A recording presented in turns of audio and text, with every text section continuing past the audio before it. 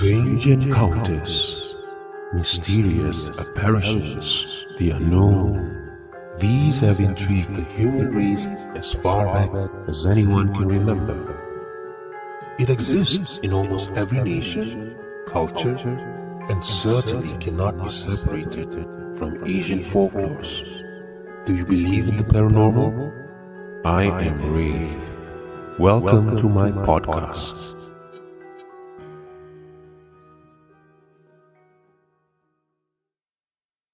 The Matilda House.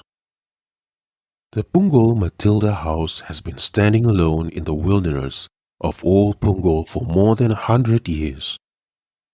It was built in 1902 by Irish lawyer Joseph William Cashin for his wife.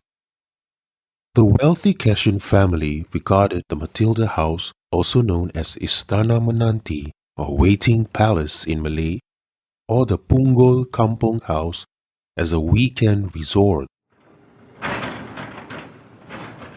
Legend has it that all efforts to demolish the house would meet with failures, such as the engine of the bulldozer failing to start or a worker getting hurt in the process.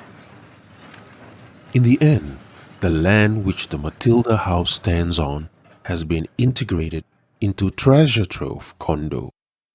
The Matilda House is now a clubhouse for the residents of the condo.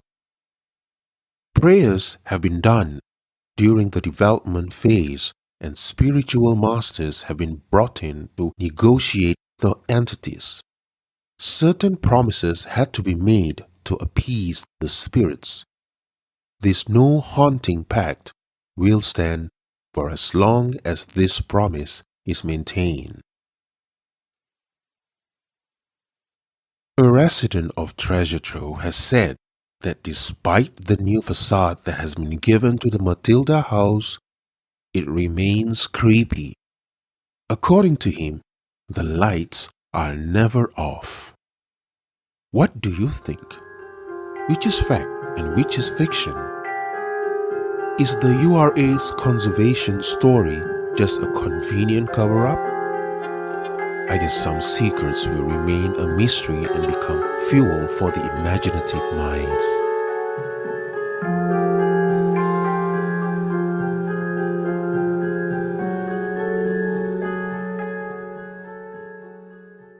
Hantu Kum Kum. At one point during the 80s, there was this widespread fear about a new kind of ghost. The ghost was called Hantu Kum Kum. What is Hantu Kum Kum? Well, it's a ghost from Malaysian folklore. It is believed she is an old woman who goes from house to house looking for young girls.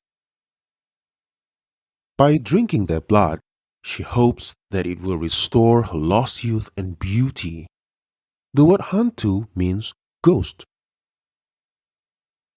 Hantu Kum Kum is a ghost that has terrorized Malaysian homes for decades with her insatiable hunger for the blood of young girls. She is a hideous old woman who wears a long flowing headscarf to hide her disfigured face. She goes from house to house, knocking on doors and looking for victims.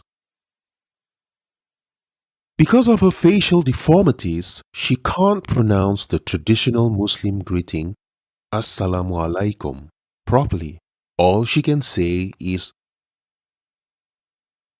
Kum, Kum, Kum, Kum.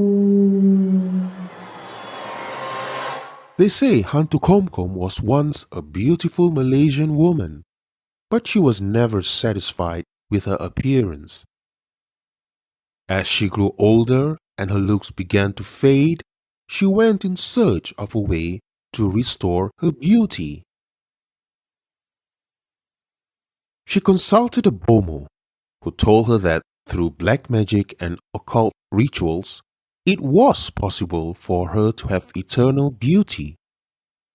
He gave her a potion to drink and told her not to look at her reflection in a mirror for a period of 30 days. However, the woman was tormented by curiosity. Each time she touched her face, her skin was softer and she could feel the wrinkles disappearing. Everyone she met was telling her how good she looked. By the 29th day, the temptation was becoming too much and the woman broke the rules. She sneaked a peek at her reflection in the mirror. The mirror cracked, and so did the poor woman's face. Her skin began to blister and her face started to change. She became grotesquely deformed and was hideous to look at. In desperation, the horrified woman returned to the Bomo and begged him to do something. He told her there was nothing he could do for her. Only way the process could be reversed was if she drank the blood of young girls. Thus began the story of Hantu Kum Kum. Nobody, not even the Kum Kum herself, knows how much blood it will take to restore her looks. They say Hantu Kum Kum is still roaming the earth, and to this very day, she continues to attack young girls in an attempt to regain her lost beauty. A few years ago, there were sightings of Kum Kum in Malaysia and Singapore. It caused quite a scare, and newspaper articles about the ghosts were posted on many school notice boards. A lot of worried parents came to collect their daughters after school, fearing that they may fall victim to the blood-sucking ghost. One Malaysian girl tells of her own encounter with the Hantu Kum Kum when she was a child.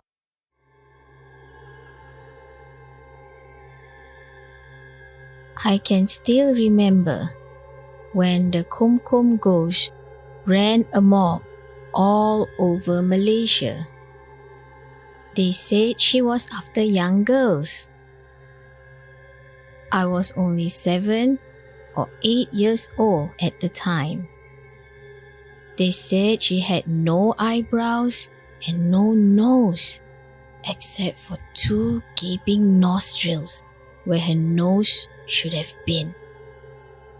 Her skin was covered in sores and blisters, and she had sharp yellow teeth.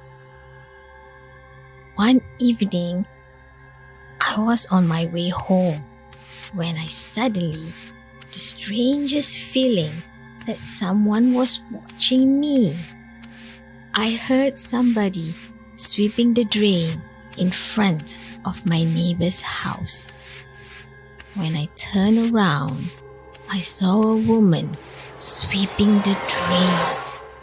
She was hunched over and I couldn't see her face as it was covered with a headscarf which drooped all the way to the ground.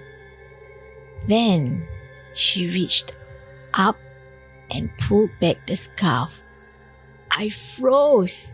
Her skin was red and blistered, and her yellow eyes seemed to stare into my soul. I knew she wasn't human. All of a sudden, I heard my brother calling me from the house. That broke the spell, and I ran as fast as I could until I got to the front door. That night, after dark, there was a loud banging and scratching at our front door. The door shook violently.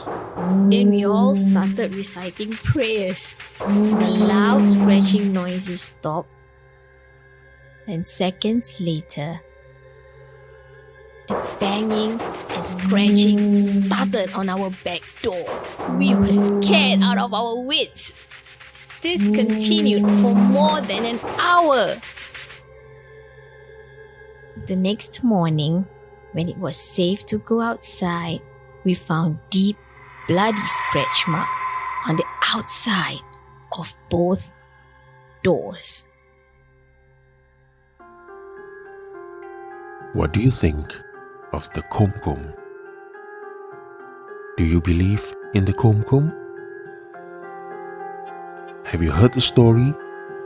In the 80s, I remember it was all over the kampong where I used to live. I'm not sure about it now, but it's always better to be careful.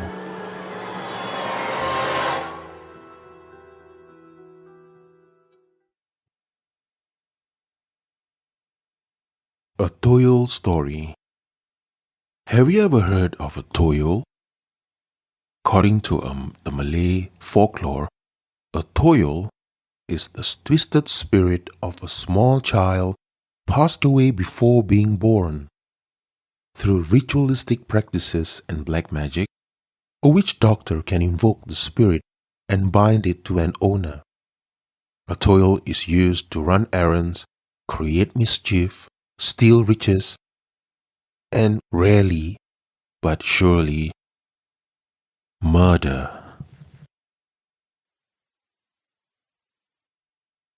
The next, I'm going to tell you a story experienced by a family.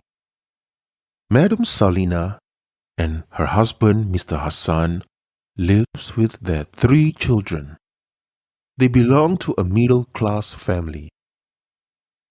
They are both teachers. They have 3 boys. The eldest is in primary school, a second in kindergarten, and the youngest, a boy who is 4 years old. They live in a HDB maisonette and has an Indonesian helper. Madam Salina has a habit of keeping her loose change in a drawer at her bedside table in their bedroom. Mr. Hassan thinks it is a messy habit, but Madam Salina thinks it's fun. Every weekend, Madam Salina and her eldest boy would count the total amount saved and deposit it into a personal safe that the family keeps in the house. Madam Salina always keeps track of the amount saved. One weekend, Madam Salina decided to tally the total amount. She arranged the money and with her calculator added the total amount. But something does not add up. It was lesser than expected. In her heart, she suspected her Indonesian helper has helped herself to the money. But Madam Salina wasn't sure. She did not speak about it to Mr. Hassan, but decided to carry out an experiment of her own. She intentionally left a certain amount of money in the drawer one day before going to work. When she returns home, she counted the money. That's when she realized that it was lesser than usual. She repeated the experiment the next day, and the same thing happened. After a few days, she was convinced that her helper has taken some of the money. She did not know how to approach her helper. Her children are in the care of the helper, and she did not want to make the situation awkward.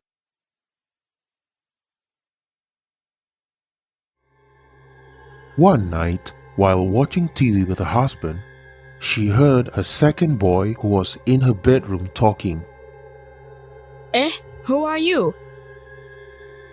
Madam Salina went into her bedroom to check.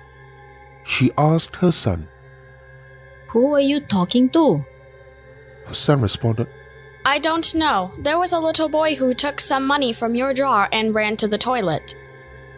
Upon hearing this, the hair on Madam Salina stood on ends. She walked slowly to the master bedroom toilet and slowly opened the door. She turned on the light. There was nothing. She turned towards her son and said, Aiman, you must be imagining things. There is no one. Before she could finish her sentence, her son pointed to the toilet and said, There! He is there looking at you. Madame Salina was taken aback and quickly closed the door. She was thoroughly shaken.